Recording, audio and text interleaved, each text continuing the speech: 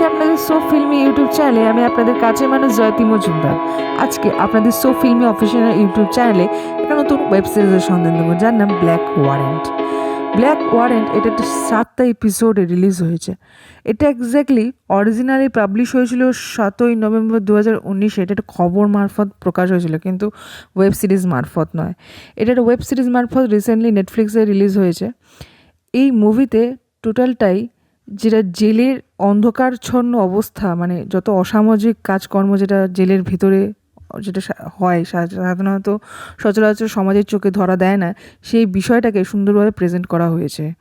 Specially বলে রাখি, এই মুভিতে যত কুখ্যাত সমস্ত বিষয় প্লটগুলোকে খুব সুন্দর করে তুলে ধরা হয়েছে। এখানে টোটালটাই এই যে ব্ল্যাক ওয়ারেন্ট এই ওয়েব সিরিজে যারা কাজ করেছেন, অ্যাক্টিং করেছেন, তাদের যে মিলিত প্রয়াস অ্যাক্টিংয়ে সুন্দরভাবে ফুটে উঠেছে আর কি।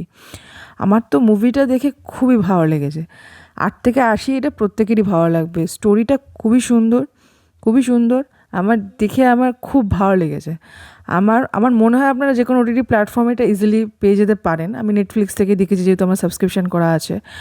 আর বেসিক্যালি একটা জিনিস বলে রাখি, এখানে একজন যে মেন যে ক্যারেক্টার রোল প্লে করেছে, তিনি আর কেউই নয়, ঋষি কাপুরের নাতি, যার নাম জাহান কাপুর।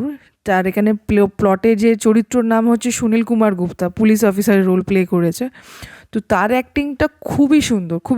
এছাড়া আরও অনেক অ্যাক্টররা এখানে রয়েছে, খুব সুন্দর করে তুলে ধরেছে এই অ্যাক্টিংয়ের মাধ্যমে।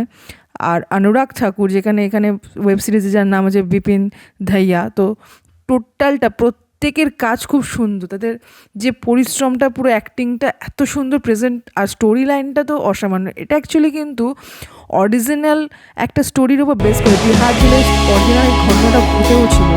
তো এই ট্রু স্টোরির উপর বেস করে কিন্তু ওয়েব সিরিজটা আমি দেখে খুবই ভালো লেগেছে আমার। আপনারা দেখুন, এনজয় করুন। দেখা হবে আপনাদের নেক্সট এপিসোডে। ততক্ষণ আপনারা ভালো থাকবেন, সুস্থ থাকবেন।